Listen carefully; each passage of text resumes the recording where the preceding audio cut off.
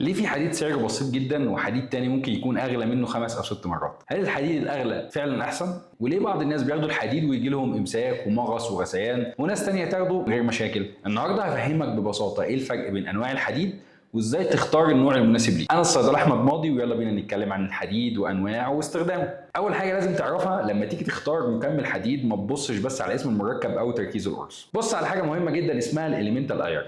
الاليمنتال ايرون ده معناها بالعربي الحديد العنصري. طب يعني ايه حديد عنصري او اليمنتال ايرون؟ ببساطه الحديد اللي موجود في الدواء مش بيكون حديد نقي لوحده، لكن بيكون مرتبط بمركبات تانية تساعد على تكوينه في صورة دوائية مستقرة. فاحنا لما بنقول elemental iron احنا بنتكلم عن كمية الحديد الفعلية الموجودة داخل المركب. على سبيل المثال عندنا مشتق من الحديد اسمه فيرجاس سلفيت، ده بيحتوي تقريبا على 20% elemental iron. يعني لو عندك 100 مللي جرام من الفيرجاس سلفيت مش معناهم انك اخدت 100 مللي حديد، ال 100 مللي دول من مركب الفيرجاس سلفيت، لكن الاليمنتال ايرون فيهم حوالي 20 مللي جرام. ونفس الفكره مع الفيرجاس فيرمريت اللي بيحتوي تقريبا على 33% اليمنتال ايرون. ومعانا كمان مثال اسمه الفيرجاس جلوكونيت وده بيحتوي تقريبا على 12% اليمنتال ايرون. عشان كده ممكن تلاقي قرص تركيزه اكبر من قرص تاني لكن كميه الحديد الفعليه فيه اقل. فالرقم اللي يهمنا لما نيجي نقارن منتجات الحديد هو الاليمنتال ايرون مش تركيز الحديد كله. طب نيجي لسؤال مهم، ايه افضل نوع حديد؟ الحقيقه ان هنا مفيش نوع هو الافضل لكل الناس. املاح الحديد التقليديه اللي هي الفيرجاس سلفيت والفيرجاس فيرمريت اللي ذكرناها من شويه من اشهر الاختيارات لعلاج نقص الحديد لانها فعاله متوفره وسعرها مناسب، لكن مشكلتها الاساسيه ان الحديد ممكن يسبب اعراض في الجهاز الهضمي زي الغثيان والمغص والامساك والاسهال، وده خلى الشركات تطور اشكال وفورميولا مختلفه من الحديد بهدف تحسين التحمل وبنقلل بيها الاعراض عند بعض الاشخاص. على سبيل المثال احد الاشكال او الفورميولا حاجه اسمها الفيرجاس باي جلايسينيت. الفيرجاس باي جلايسينيت ده هو عباره عن حديد مرتبط بجزيئين من الحمض الاميني اللي هو الجلايسين، وطريقه ارتباط الحديد دي ممكن تخليه افضل تحمل عند بعض الاشخاص مقارنه طبعا ببعض املاح الحديد التقليديه اللي ذكرناها. يعني لو شخص بياخد فيرجاس سلفيت وكل مره يحصل له امساك ومغص لدرجه انه مش قادر يكمل العلاج ممكن الباي جلايسينيت يكون اختيار مناسب ليه، لكن خد بالك من نقطه مهمه، ده مش معناه ان الباي جلايسينيت افضل لكل الناس. يعني لو انت بتاخد مثلا الفيرجاس سلفيت ومستوى الحديد عندك بيتحسن ومعدتك متحمله العلاج والدنيا ماشيه معاك تمام، مفيش سبب ان المجرد ان في نوع اغلى انك تغيره. هنا برضه عندنا كمان تقنيات مختلفه لتوصيل الحديد زي الساكروزوميال ايرون واللايبوزومال ايرون. ببساطه الفكره هنا مش مجرد تغيير اسم الحديد لكن تغيير طريقه تغليف القرص او توصيل الحديد للجسم. طيب نيجي للساكروزوميال ايرون، الحديد بيكون داخل نظام توصيل خاص مصمم لتقليل تعرض الجهاز الهضمي للحديد الحر. اما اللايبوزومال ايرون فالحديد بيكون محاط بحويصلات دهنيه صغيره اسمها اللايبوزومات، والهدف من التقنيات دي هو تحسين تحمل الحديد وممكن تكون مفيده لبعض الاشخاص اللي عندهم مشاكل من الانواع التقليديه، لكن الاحدث والاغلى مش معناه تلقائيا الافضل. لو نوع معين بيخليك تتحمل العلاج وتستمر عليه ممكن يكون افضل اختيار بالنسبه ليك حتى لو سعره اعلى. يعني مش بنختار الحديد الاغلى، بنختار الحديد الانسب لينا. وده يفسر لنا ليه ممكن تلاقي فرق كبير جدا في اسعار منتجات الحديد. فرق السعر ممكن يكون ليه اسباب زي نوع مركب الحديد،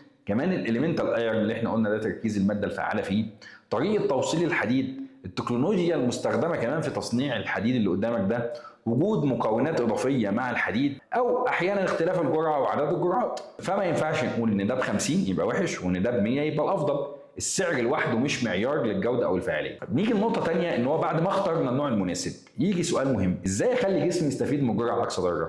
اول حاجه بتساعد معانا في الامتصاص هي فيتامين سي. فيتامين سي بيساعد على تحسين امتصاص الحديد، فعشان كده ممكن تتناول الحديد مع مصدر لفيتامين سي زي البرتقال او الكيوي او الفراوله او الجوافه، او فيتامين سي مثلا فوار من بره. لكن في المقابل في حاجات ممكن تقلل امتصاص الحديد، واشهر حاجه الناس بتعملها من غير ما تاخد بالها انها تاخد الحديد مع الشاي او القهوه. الشاي والقهوه بيعملوا ايه؟ الشاي والقهوه بيبقى فيهم مركبات اسمها البوليفينول، وبعض المركبات دي لما بتتاخد مع الحديد بتقلل امتصاصه. فالموضوع مش ان القهوه او الشاي بيبطلوا مفعول الحديد، لكن ببساطه بتقلل كميه الحديد اللي جسمك بيمتصها من الجرعه. عشان كده الافضل ما تاخدش الحديد مع الشاي او القهوه بشكل مباشر، وخلي بينهم فتره مثلا 3 أو 4 ساعات. وبرده الكالسيوم ممكن يقلل امتصاص الحديد لانه بيرتبط بيه وبيعمل حاجه اسمها كليشن وبتؤدي بعد كده لامساك وغيره.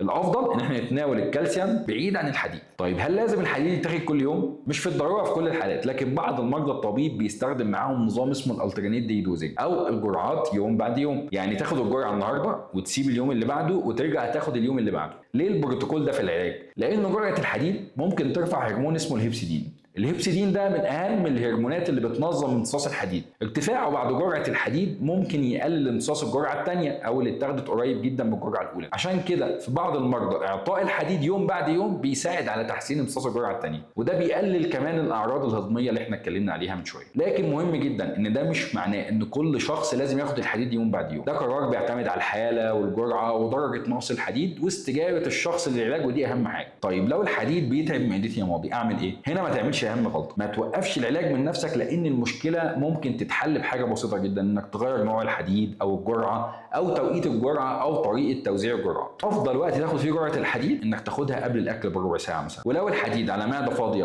بيسبب لك غثيان او مغص ممكن تاخده مع الطعام، لان ده ممكن يقلل الاعراض. لكن في المقابل بعض الاطعمه ممكن تقلل امتصاص الحديد. فاحنا بنحاول نعمل توازن بثلاث حاجات: افضل امتصاص، اقل اعراض، والقدره على الاستمرار في الجرعه للمده المطلوبه. لان في النهايه افضل علاج هو العلاج اللي تقدر تلتزم بيه. فافتكر دايما ان افضل حديد مش بالضروره يكون اغلى حديد. افضل حديد هو اللي بيديك الجرعه المناسبه من الاليمنتال ايرون، ويكون كمان مناسب لحالتك ومعدتك تقدر تستحمله وتقدر تستمر عليه المده المطلوبه. وخلي بالك من طريقه وتوقيت تناول الجرعه، وابعدها دايما عن الشاي والقهوه والكالسيوم. وفيتامين سي كمان زي ما قلنا بيساعد على الامتصاص. ولو الحديد بيسبب لك اعراض ما توقفوش من نفسك، لان ممكن يكون الحل بسيط زي ما قلنا. ولو عندك نقص حديد اهم سؤال مش بس اخد انهي حديد، لكن ليه الحديد عندي اصلا بينقص او ليه في انيميا، لان علاج السبب اهم من ان انا اعالج الرقم بس. انا الصيدلي احمد ماضي، وافتكر ان المعلومه الصح جزء من العلاج.